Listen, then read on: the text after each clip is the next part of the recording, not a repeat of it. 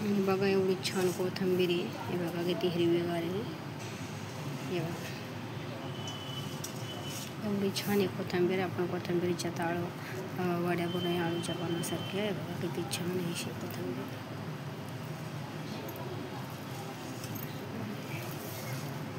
चला आपण आता सगळी साफ करून घेऊया आणि बारीक चिरून घेऊया आपण.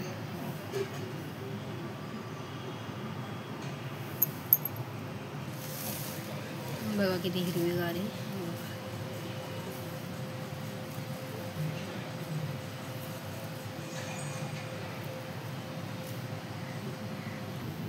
आणि बघा एवढी मी छान अशी कोथिंबीर बारीक कट करून घेतली. किती छान झाली.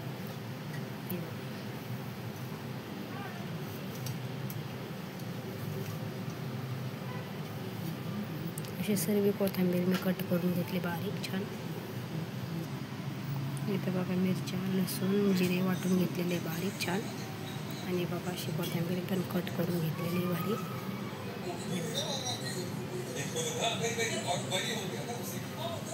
किती हिरवीगार कोथिंबीर आहे बघा.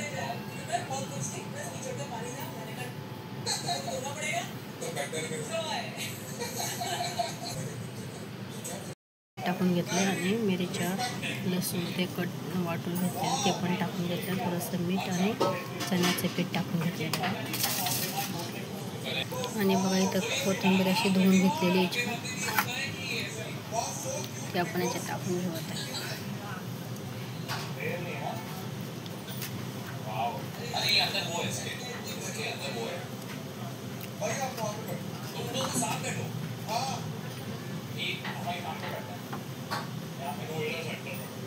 सर्व कोथिंबीर याच्यात टाकून घेतली. आपल्याला मिक्स करून घेऊया आणि असं मिक्स करून घेऊया आपण छान. त्या वड्यास बघा पाणी थोडं पण घालायचं नाही. आपलं कोथिंबीर धुतलेले असताना ते ओढले असते कोथिंबीर, त्यामुळे पाणी आपल्याला थोडं पण घालायचं नाही. असं मळायचं. किती छान झाले आपले आळूच्या पानं. आळूच्या पानाचे तसेच आपल्या कोथिंबीरची वडी पण होती एकदम कुरकुरीत.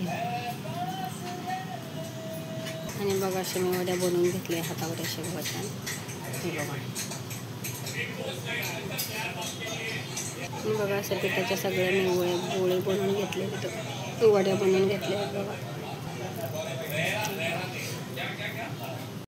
आणि बघा कशी छान आपण वड्या बनवून घेतलेल्या कोथिंबीरच्या. चला तर आपण आता शिजवून घेऊया वड्या. किती भारी झाल्या एकदम मस्त हिरव्यागार होती. कोथिंबीर पण छान एकदम छान झाल्यात. आता शिजवून आणि आपण फ्राय करू बघा. हे बघा आणि बघा असे मी वड्या बनवल्या.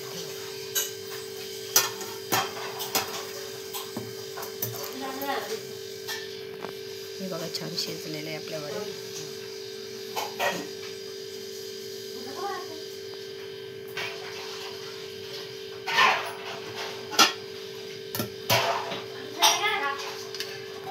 काय माहिती.